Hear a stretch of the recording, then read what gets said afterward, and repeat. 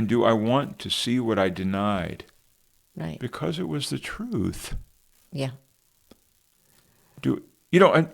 Because the truck is telling me, buddy, if you want to live here, you certainly can.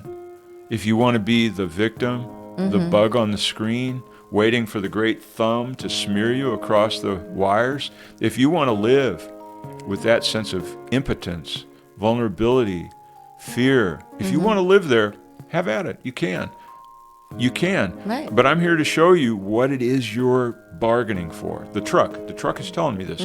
I want to show you what it is you've gotten yourself signed in for. Now you decide with a clear mind, how much truth do you want? You kiss the guru's feet. You thank God for the guru. You say, the guru gave me the teaching, the freedom. He opened the door to my prison. I have to walk out, but the guru opens the door to the prison. Right. So that reflection. Reflection is the guru. Yes.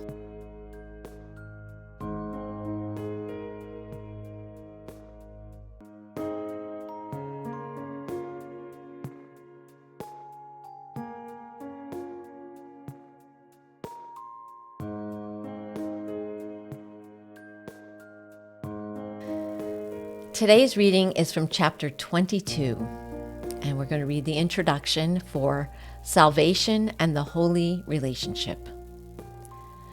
Take pity on yourself, so long enslaved. Rejoice, whom God hath joined, have come together, and need no longer look on sin apart. No two can look on sin together, for they could never see it in the same place and time. Sin is a strictly individual perception, seen in the other, yet believed by each to be within himself. And each one seems to make a different error, and one the other cannot understand. Brother, it is the same, made by the same, and forgiven for its maker in the same way. The holiness of your relationship forgives you and your brother, undoing the effects of what you both believed and saw, and with their going is the need for sin gone with them. I like the line, take pity on yourself, so long enslaved. It's another example of where the Course, the Jesus or the speaker, seems to understand what they're implying or what they're laying down in prior sections. Right. So rather than get into, take pity on yourself, so long enslaved. In other words, realize I have been and am, I consider myself in a racket. And I'm being told here that I have an immediate out, which is this now moment, the miracle, the holy relationship, the holy instant. I have an out. I have an out. Take pity. So if I took pity on myself, I would grant myself that out. I would grant myself that out if I could see it. Right. In other words, And so it takes forgiveness, and the forgiveness comes from seeing either myself sinless or the other sinless. As soon as I either see myself as sinless, then the other is sinless. If I see the other sinless, I see myself as sinless. Right, that happens. But this is, what I hear it saying is, if I recognize that I've been involved in this racket of holding the other hostage as an excuse to hold me hostage, that, right. Have pity on your circumstance, or be a compassionate soul to yourself. Be right. a compassionate soul to yourself. And that was the thing that I went through with a guy in Memphis when I did, and I've mentioned it before, the Course in Miracles psychotherapy, so to speak. And we did a long visualization. And there's a sense of like, he did the mirror. I talked about it a long time ago with the mirror that was split, and he would ask me certain questions of what he called my inner manager versus whatever the other one was. But it's basically the ego and my Christ self, Christ itself, let's say. I've got these two sides. They correspond to in this sense, in the psychotherapeutic sense, it corresponds to the halves of the brain. And in this sense, my right brain, which rules my left side, is artistic, and it's really the source of any creativity, quote unquote, that comes out of this lifetime. The other side, which is my left brain, governs my right hand. I'm right-handed. And so that governs all rational logic centers. It runs itself more like an Excel grid than it does a painting. And so because we live in a very verbal society, we express ourselves verbally, a lot of the time the creative side of a person gets co-opted or owned or manipulated or abused by the verbal, orderly Excel program sense. Quote, logical. The logical person, Yeah, the logical. scientific reasoning. And the Course here is saying, and so in that visualization that I had, it was very, very clear when he stopped the camera and did the composite view that my creative side, that's the side that does the renderings, it speaks, it likes to do these videos, it likes doing these different things. I like creative, quote-unquote, gestures. I've written some poetry. I like to do these. And, it's just something I like to do. There's a lot of creative type stuff that I like to do. And none of it, it's mostly for naught, other than the renderings. But then the other side is a manager, and that manager says, Phil, we're going to do 30 drawings this week because we're going to, and so it will put me to task. And when my left brain says, you jump, my right brain just says, how high? That's the relationship between the two. Okay. And I'm saying that because take pity on yourself. So So long enslaved. Because we have a similar dynamic going day by day by day of the one who lives here, who knows how this works. And it has the Son of God trapped in a prison, in chains. It's enslaved. It's enslaved. Nothing good can happen here without that Son of God. This place is a desiccated, desolate, arid, desolate hell. Right. Without that. So it's saying, instead of, I know what you said, the usual thing of, forgiveness and all that kind of stuff, and there's the relaxation. Here it's saying, using reason, recognize the degree to which you hold yourself hostage, hold yourself a prisoner in this, what the Course calls sin. You hold yourself a hostage to this limited state without even any desire. The cell door could be open. The chains are off. You see the beautiful valley beyond. Right. But the ego says, don't go out there. It's a hellhole out there. And you listen. Right. And it tries to, right in front of you. And, to just distract you with, don't you just want this? Don't you just want that good cup of coffee? Isn't that good enough? And or worse yet, or sometimes it's just like this. You got those chains. You're lucky it's not that. You're lucky you got chains. You're lucky you're a slave. What would you be? You'd be just some ninny out there running around, not knowing what to do. Not knowing what to do. That's right. You don't know what to do. You don't know what to be. You don't know squat. And right here, man, we've got it all lined out for you. You got four hots, 3 hots, and a cot. Yeah, right. There you go.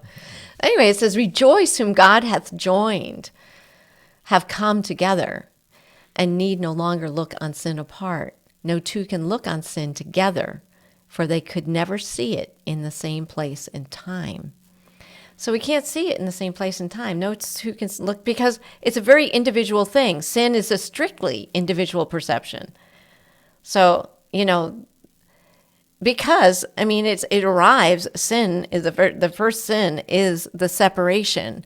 And so my belief in separation is very individual. I believe that I am this body with a mind within the body. Right. I don't, in my usual daily, rumination, living.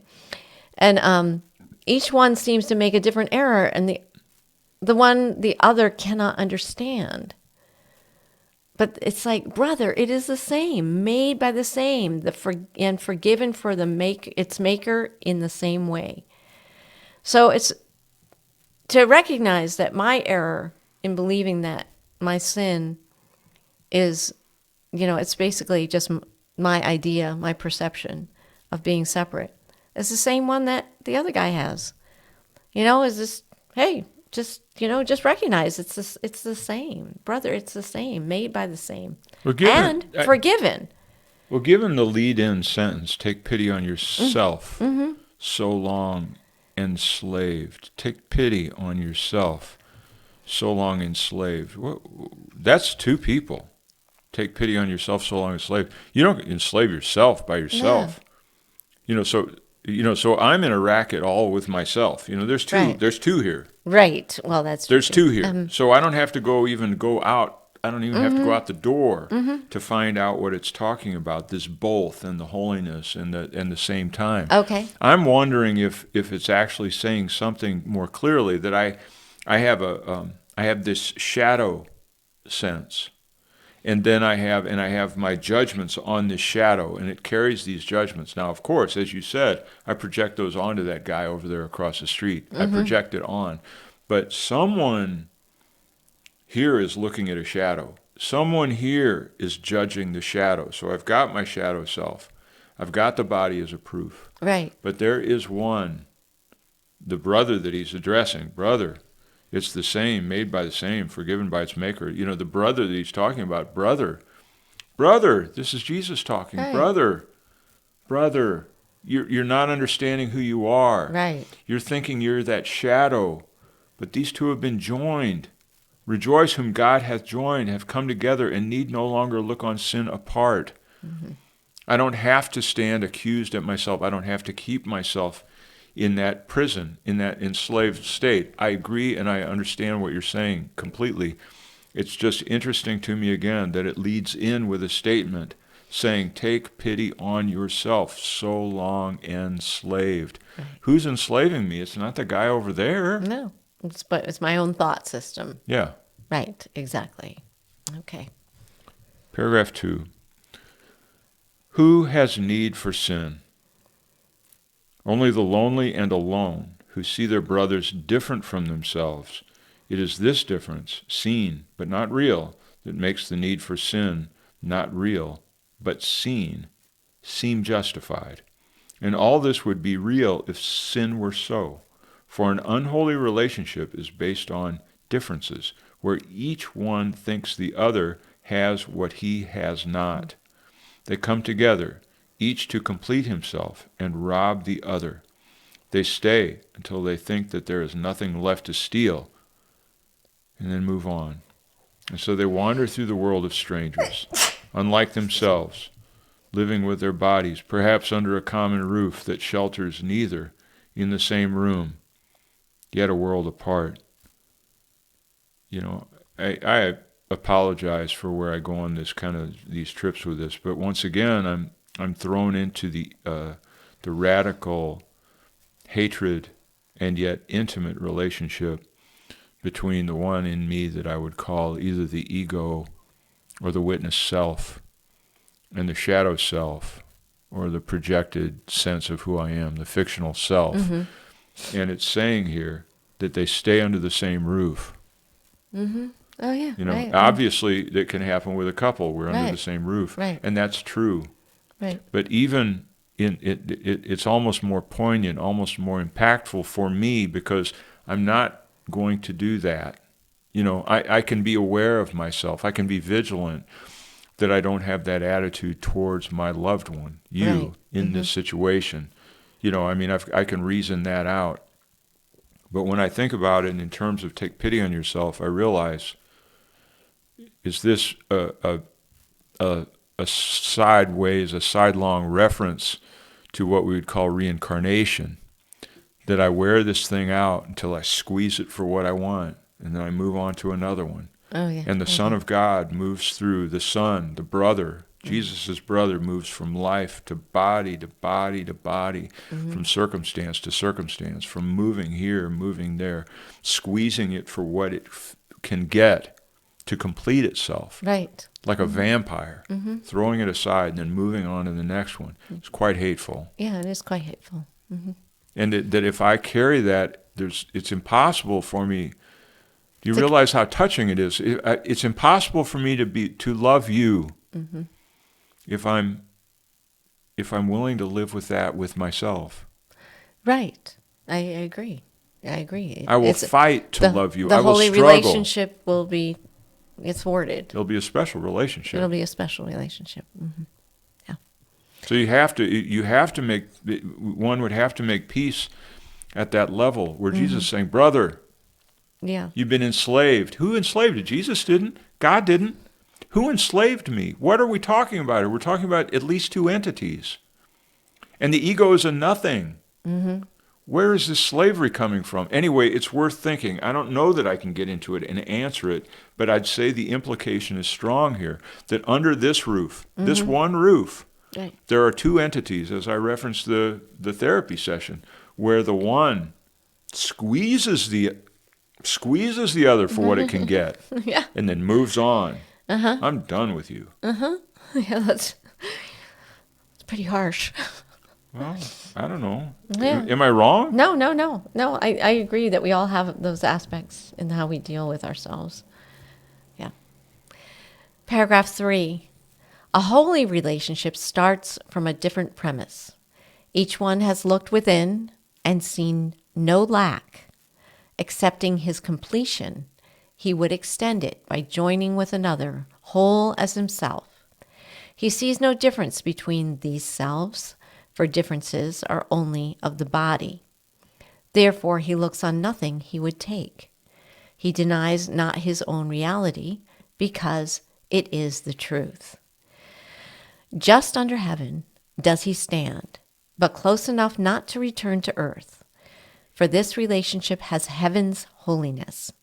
How far from home can a relationship so like to heaven be? Wow.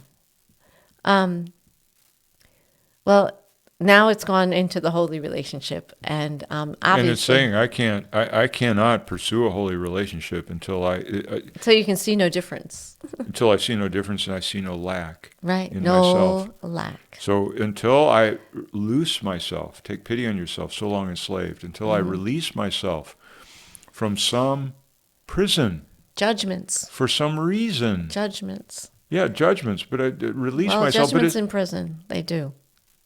I know, but what form does that take? What form does it take on a daily basis, you and I walking around? Because what it's saying is... Every time you drop a pencil and you swear, there's a lack. I know, but what we have, sure, okay, so No. I'm no, just I saying know, those our reactions like that are, we beat each other, we beat ourselves up over some of the most mundane things. I know, but we can't confuse the witnesses, the causes and the effects. And let's say if I drop a pencil and flip out, I was flipped out before I dropped the pencil. The pencil didn't cause me to flip out. Okay. A problem. The truck splashing slush on me didn't cause me, which it didn't, by the way, I'm using it as an example, that doesn't cause me to, let's say, flip the bird at the truck driver. Right. That's not what causes it. I have an inner state that goes back where someone has a lash and they're beating me. They're beating me, and I'm forced to do that. I'm in a bitter state of mind there, doing the thing I don't want to do. That's it. And there's what's in front of me I don't want to do. That's And usually what it is. when I'm in that state, it is impossible to have a holy relationship. Every relationship that resembles the spiritual, soul mate, anything, it's going to be a special relationship under great control and great duress, and it is doomed to fail. There's no way it can last. It can't provide any true fruit, because what you have is within myself, under this cranium, in this prison self, the shadow self, the brother, Jesus's brother is here, and he has this enslaved. As long as I'm enslaved in this situation, and I have a sense that I'm being made to do things, I'm being forced into a life to do this or that thing, and I don't know who's driving me into it. I'll project it on you. Oh, Joanna wants me to go shovel snow again. It's like I can project it onto you. Yeah, I know. Yeah, right. So tell me what you think. Well, I agree with you. I agree that those kinds of projections then create an unholy relationship. It cannot be resolved there. Right. So, so what's the opposite? It says, once you look at your brother as seeing no difference between these selves, for differences are only of the body. So, as I said in the last podcast or the section before, is that, so long as I'm thinking, my neighbor isn't, doing their part for shoveling a driveway that's got 15 to 20 inches of snow on it, you just go, I got to understand that I am building up an idea of what I think my neighbor needs to be up to. Right. And let's cut to the chase. Why do you say that about your neighbor? Why? Why do you even have the potential? Because I feel like I'm doing all the work. No, because you don't feel like you're doing your part. Oh. You're always in a deficit. You stand above yourself. Take pity on yourself, so long enslaved. You stand above yourself with a finger going, you never do anything. You have to prove yourself. You have to do this and this. You project that onto these girls. It's not because you think you're doing everything. It's because you don't think you do anything. Okay. Maybe. I didn't think that. But... No, definitely. Okay. It's not even maybe. It's not even maybe. All right. No, see, this is the way we get confused in the way the course is set up. We get confused. Why would you go after someone? You're going after yourself. What are you going after that person for? It's like if the truck driver is coming down the road and I say, it's like, what'd you do that for? Whatever the situation is, I have projected an anger. The truck driver has come at me. What do I want to say? I see a behemoth coming down on me. I'm powerless. I have no recourse other than to stay in my little trench, chained. The chain. I got a 78-pound chain dragging me down, and I'm digging. Oh, pitiful Phil, digging. Oh, here's the truck. Oh, can't you see how I suffer? I know. And that's what it is. Right. And I'm laying that. Well, who's the truck? Who's the immovable force? Who's the powerful, what do you call it? The juggernaut that's going to take me out, and I'm just a little bug. That's a judgment I have on myself, and I project it onto the truck. And the healing doesn't happen when I go, I bless you, truck driver. And then you get run over. You didn't mean any harm. You're doing so much good to our community. That's not how you solve it. You solve it by recognizing that truck is delivering some serious truth to me. It's saying, you are functioning with your spiritual reality as a son of God like a Nazi tyrannical juggernaut that thinks nothing for you. It spits on you as you shovel snow. It cares nothing for you. This is where we have to heal it. It's at the level of what I do to myself. Well, I agree with that. Yes. So that as long as you refuse to see that you wake up in the morning and go, oh, you worthless sack of shit. What are you going to do to make yourself worth anything today? That's what you say to yourself, right? I guess I'll go out and shovel. Yes. Better make biscuits. Whatever it is. Right. But that's what you do. You wake up with that, and then you go through the day with that, and then you lay it on them. Why aren't they pulling their weight? Like that kind of thing. Yeah. That's where the Course has the healing potential, not in behavioral modification, in realization. Well, I agree. Of what I do to myself, realization. And oh, no. See, this is what you say. No, you need a little more. I need to put the trouble with you is, look in the mirror. They didn't put it. Remember that. It's got three pointing back. Yeah, that's right. It's me. It's something wrong with you. You're right. And so, that's where I go into this, and I go, no, behavioral modification is yet another way of just flogging behavioral modification. Treat the girls better. Treat them better. They're just little girls. I know. They're nice. Right. The dog barks nonstop. They don't shovel their snow, but you're going to love them anyway. That's right. That's what the Course says. That's a trap. It is a trap. Yeah. And how out of the trap? It's saying right here, It's- I have kept myself enslaved for so long. Right. Who's the first one in prison? Me. And until I let myself out of this prison, Everyone's in it. and that's where the Holy Spirit comes in. Yes. Holy Spirit comes in and goes, wow, do you see what's going on here? Yeah. Do you see it? Do you want to see it a different way? The warden and the prisoner. You got Yeah. the warden and the prisoner. They're both in jail. Yes. Okay, let's see it. Let's see if there's any difference between the warden and the prisoner. Right. Exactly. Okay. 4. Paragraph 4. Think what a holy relationship can teach. Here is belief in differences undone. Here is the faith in differences shifted to sameness. And here is sight of differences transformed to vision. Okay, that's it. No. And we go on to 5. No. But I just want to point, No. do you realize Yeah. Okay. when the truck comes barreling down, Reason is that, now- what is it? Is reason? Oh, it's got a 5 there. Yeah. Okay. Yeah. Keep going. Yeah. Mm-hmm. It's a weird coincidence.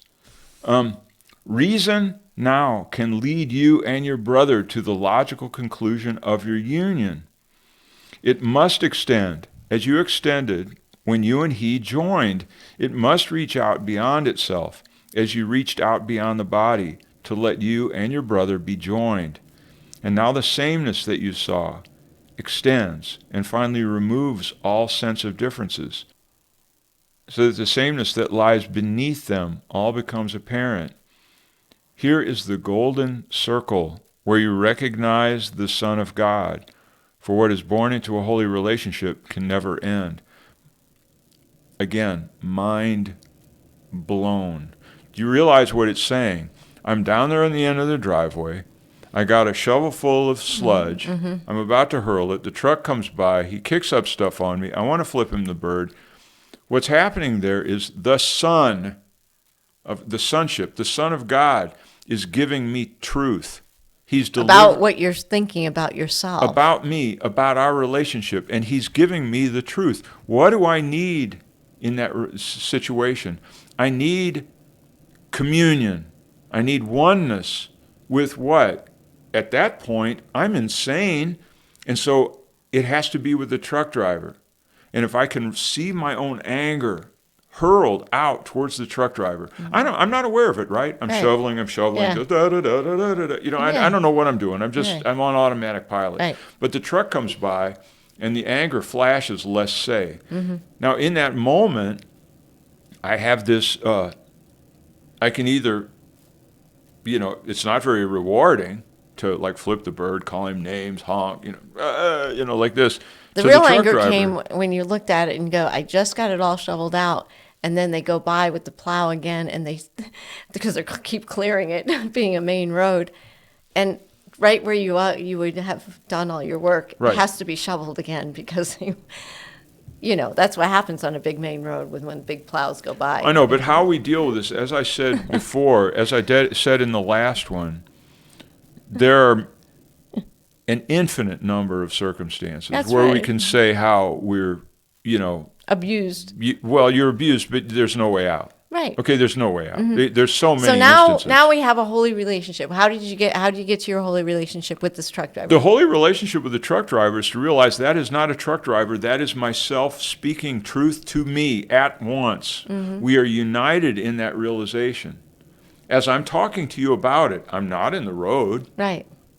But I had the realization that that's what the nature of that relationship is. And so what's the change of mind that you have that changes it all?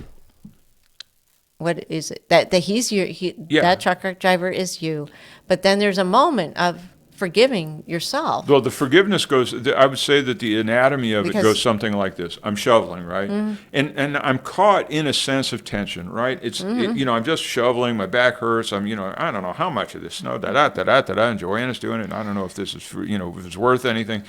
It's not a happy state of mind, let's say. Mm-hmm. It's no big deal. It's just daily stuff. Mm-hmm. And then the truck comes by, and I just see him, and he splashes it up, and he fills in the gap, and he does this stuff, and I hate it, and I feel something well up within me, and I load it on him. It's like all of that latent anger, hatred, judgment, anxiety is there, and I rushes up, and it hurls onto an apparent willing and convenient and accurate kind of subject, a truck. Now, as I've said in other places, the nature of the truck, the nature of my understanding of the truck in the dream of life tells me the nature of what the cure is for me in this moment. Now, I cannot see the truck as me unless I'm doing some version of this where I feel the outgoing anger and recognize that that's a signal, a cue, I agree. a clue Yeah. to heal something, though I know not what because I'm crazy. Well, the truck is telling me what needs to be healed. The truck is telling me that part of myself that I keep referring back to in the first line about enslaving myself, my general day-to-day relationship with myself, as was revealed back in that psychotherapeutic sort of Course in Miracles session, is of a slave driver, someone who has me by the neck and will squeeze me for everything. And so what I do is I look at myself in this prison of a life. And it's down there at the end of the driveway as well. I'm in a prison of life. The truck driver has opened the door. It has opened the door to the cell so I can see what I'm doing to myself. Right. That's what it is. Those revelations, those personal revelations. Yeah. Yeah. So the truck driver is showing me what I have done to myself. And all I can do in a sense is weep and say, let's go all the way back.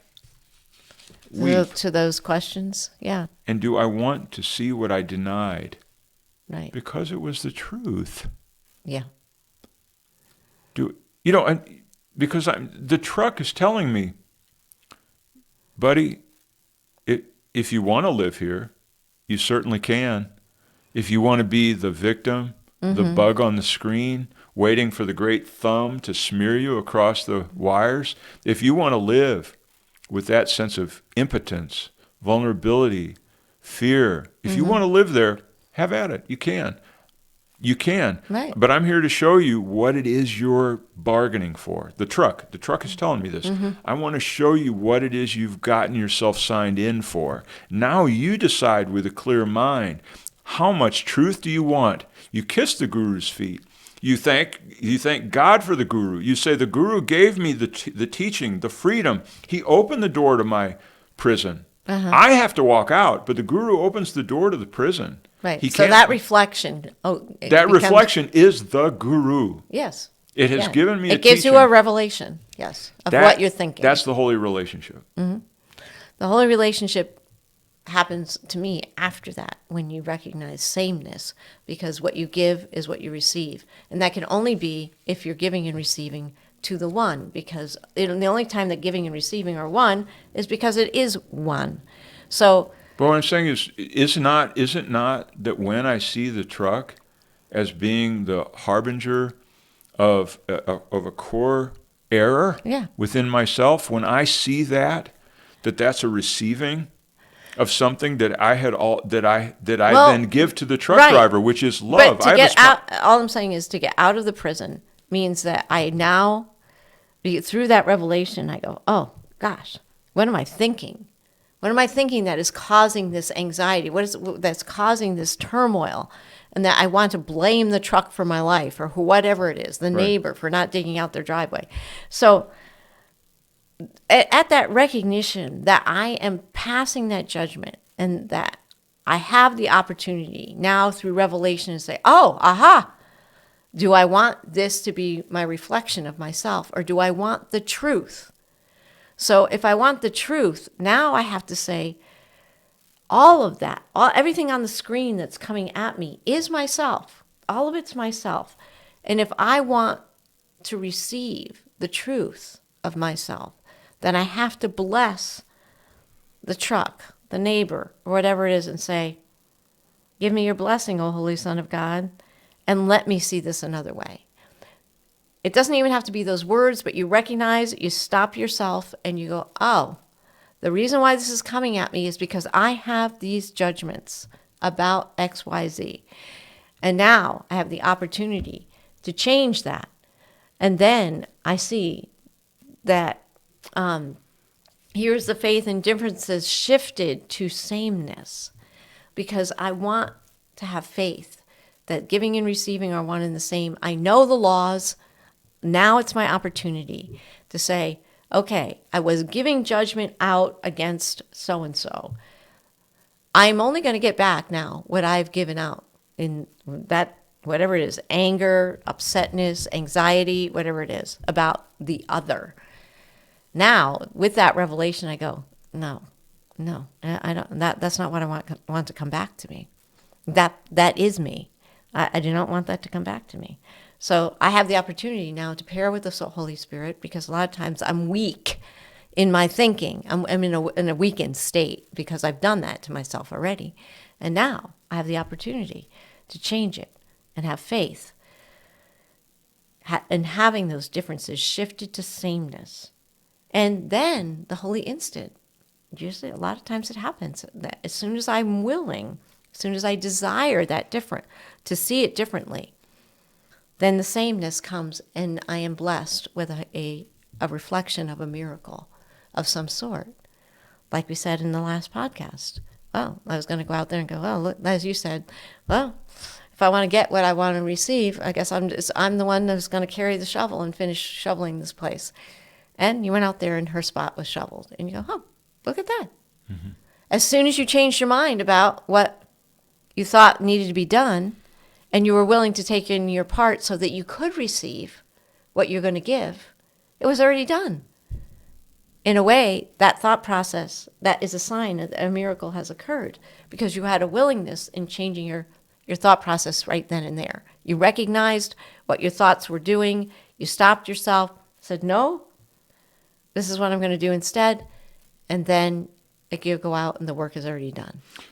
Well, yes. Yes.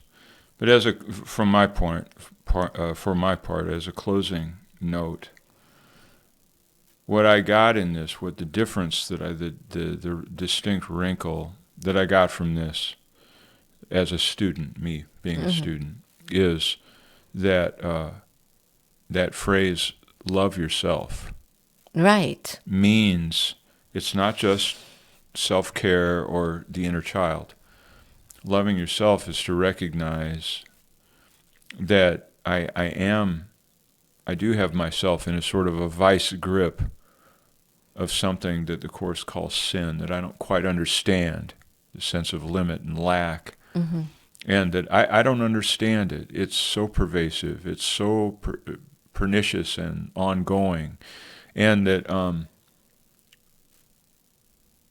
the Course is giving me that as square one for a chapter that someone has titled Salvation and the Holy Relationship.